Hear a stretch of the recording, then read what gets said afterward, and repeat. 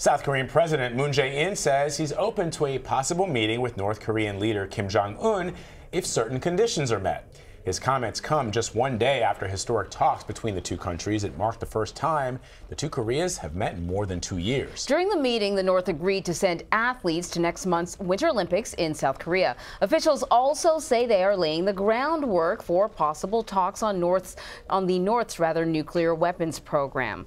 DJ Peterson is president of Longview Global Advisors. He joins us now with more on those discussions. So this is really unbelievable. The fact that they met first time in 2 years, I think, shocked a lot of people. So apparently they basically spoke about the Olympics. But could this be actually building the groundwork, laying the groundwork for further talks? Absolutely.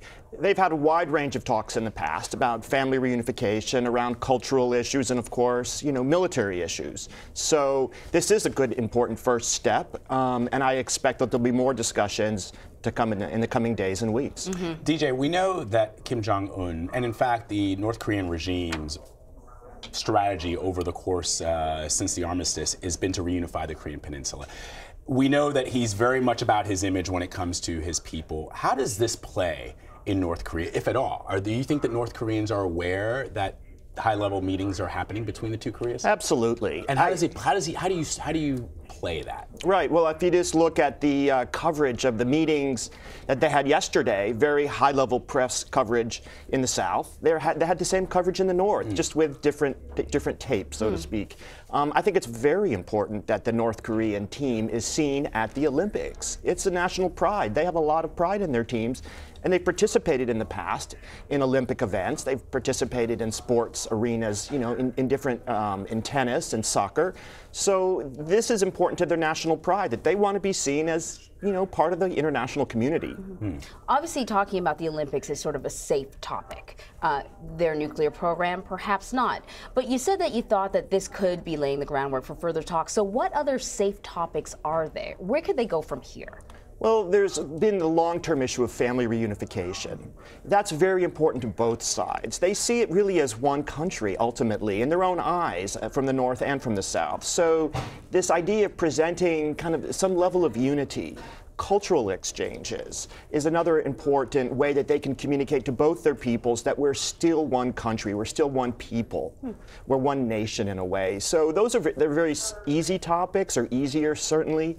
And it was very clear this week that the nuclear issue is fraught, and that probably they will not make progress on that. That is a no-go for the North. Right. Over the course of many years that I've visited South Korea, I've always felt that the way that the South Koreans perceive the North is very different than the way we here in the United States perceive it. They don't see it as an existential threat much in the same way that we do. And I wonder if that's because the rhetoric that is usually used in this country is such that we paint them as our mortal enemy, even though in reality, the true targets of North Korea, at least initially, would be the South. They would be the ones to be decimated before anything could happen here in the United States. And I wonder if that's been your experience as well, that the South doesn't see it, because the idea that they're meeting together, a lot of people will say, well, that's President Trump. His bombast, his rhetoric has probably brought these two together. Others will say, no, there's something else going on here beyond the president's threats on Twitter. Right. Well, I mean, if you think about the history of North and South Korea, I mean, it's rooted in the Cold War. So we, as Americans, from the perspective of Washington, we think of North and South, right and wrong, the Cold War, the others. And so we tend to have this more binary view, very simple. And we think of it more in terms purely of national security or global interests. Because of the South Koreans, they live right there. Right. Those are their families. The people across the border speak the same language. They have a very close cultural affinity. And so they see it, the relationship across a much larger spectrum of issues. And of course, they live right there with the military threat. And so they have to have a much more nuanced, view of what their daily lives are like. It's not just black and white. And I think most Americans would not even be aware of this, but a lot of the North Korean economy is dependent on money sent by South Koreans to family members who are stuck in North Korea. Right. And again, I think that points to the complexity of the relationship. Then, of course, you have You have China not too far away, which adds another layer. You have Japan on the other side of the ocean there. And so it's for the South Koreans, and of course for the North Koreans too, they're in a much more, let's say, kind of nuanced and complex environment that we might see over here in the United States. So if talks continue, and I think most people would agree that these initial talks are a very positive thing, if they continue and they play up on their commonalities, culture, family, where does that leave the U.S. in this conversation?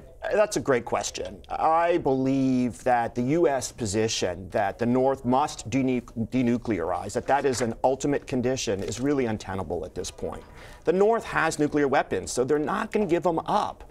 They see nukes as their guarantor of national security, their existence, and of course the existence of the regime. Yeah. So I think you need to look. It's out of the bag. The cat is out of the bag, and so unless you talk about a much larger agenda, of more global denuclearization, how the U.S. can step down its threats as perceived threats to the North as well, you're probably not going to see much movement. And I think you're seeing this action now from the North because they feel more secure. They actually feel like because of their nuclear program? Yes. Really fascinating. DJ Peterson, thank you very much Happy for coming to be with by. you. Yeah, it's good stuff.